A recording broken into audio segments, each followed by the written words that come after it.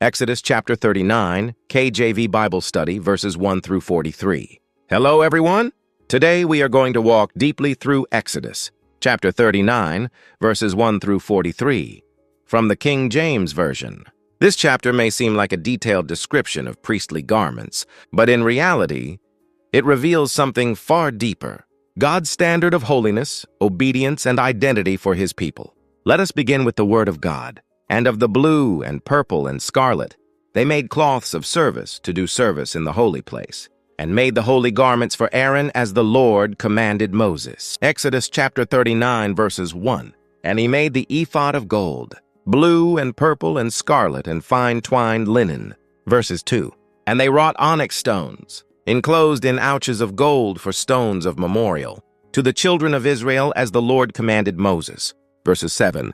And he made the breastplate 4 square, and they set in it 4 rows of stones. Verses 8 through 10. And they made upon the hems of the robe pomegranates and bells of pure gold. Verses 24 through 25. Thus was all the work of the tabernacle finished. And the children of Israel did according to all that the Lord commanded Moses. Verses 32.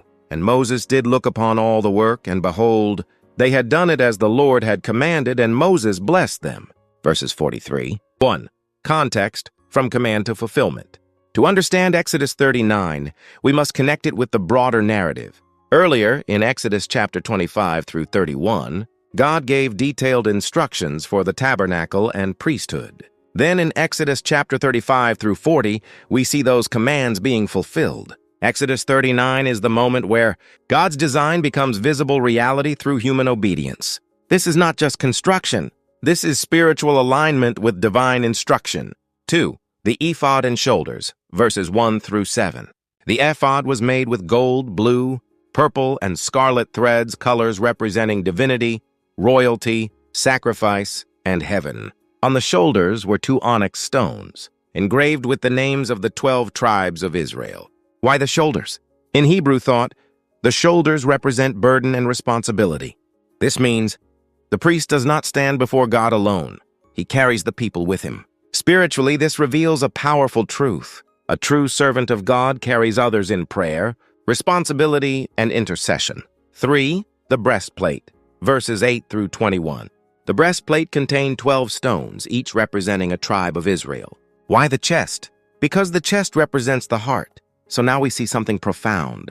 The shoulders carry responsibility. The heart carries love.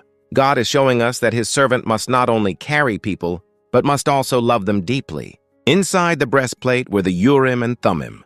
These were used to discern God's will. Why placed near the heart?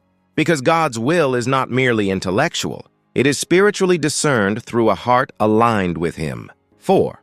The robe, bells, and pomegranates, verses 22 through 31. The robe had alternating bells and pomegranates. Why bells? Because they made sound when the priest moved. This signified the priest's life before God is not hidden. His movement is heard. His presence is known. Spiritually, our walk with God must be visible and authentic. Why pomegranates? They represent fruitfulness. So together, bells and pomegranates reveal a life before God must be both audible witness and fruitful evidence. 5.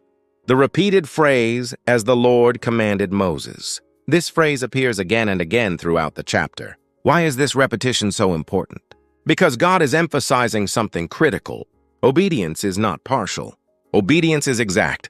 They did not improvise. They did not adjust the design.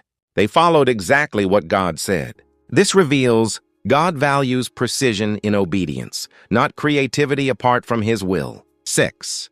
Theological meaning. This chapter is not just about clothing. It is about identity.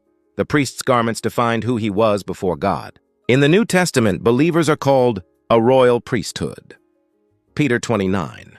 That means these garments symbolically point to us. We are called to carry others' shoulders, love deeply heart, walk visibly before God bells, bear fruit pomegranates, obey precisely repetition. 7.